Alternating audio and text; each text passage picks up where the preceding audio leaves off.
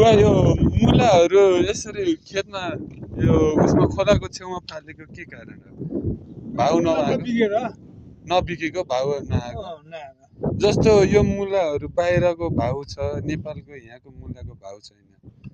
मुला ठुलो छ, सानो हुनु पर्ने ठुलो मुला हुन्छ। अनि 3 रुपैयाँ 4 रुपैयाँले कसले बेचेर अनि पानीमा फ्याँक्दियो। जस्तो यहाँको मुलाको भाउ नआएर पानीमा फ्याँक्दिएको। पालुङमा किसानीहरूको यस्तो बिजोकै छ। आलु 10 रुपैयाँ किलो। आलु 10 रुपैयाँ केजी वर्षभरि खेती गरेर 10 रुपैयाँ केजी बेचेर त्यसको लगानी कहिले उठाउने? त्यो पनि आलु खोलामा फ्याँक्छ मान्छेहरूले 5 रुपैयाँ भइरहेको भए। आलु पनि फ्याँक्ने अवस्था छ खोलामा फ्याँकेको छ। के काम 5 रुपैयाँ भयो के काम?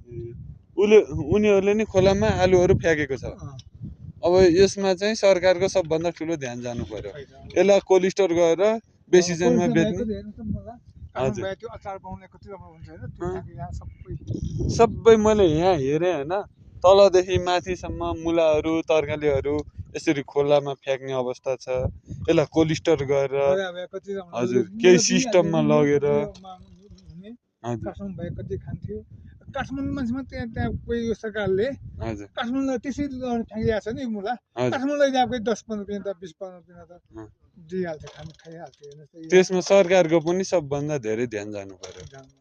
हजुर सरकारले हेर्ने अब होइन, यसरी किसानीहरूलाई मर्का पाएर मुला फाल्ने, आलु फाल्ने, किसानीहरू मर्कामा पर्ने। हजुर जग्गाको भाडामा लिएर कति दुःख गरे हुन्छ। हजुर यसपालि 2 लाख 3 लाख प्रति किसान डुबिरहेको छ। 2-3 लाख एउटा व्यक्तिको 2-3 लाख डुबेकै छ।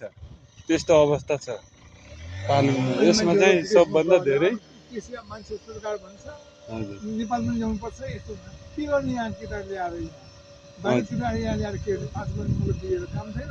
त्यो त छैन। 6 रुपैयाँ बेचेर काम छैन। हजुर 10 रुपैयाँ किलो। हजुर कम भयो मान्छे 10 रुपैयाँ केजी काउली बेच्नुभन्दा यहीँ फाल्न ठिक। मोल त हुन्छ कमसेकम।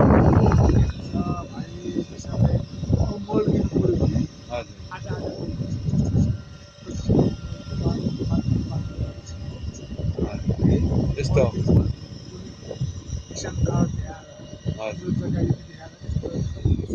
अहिलेको यस्तो छ।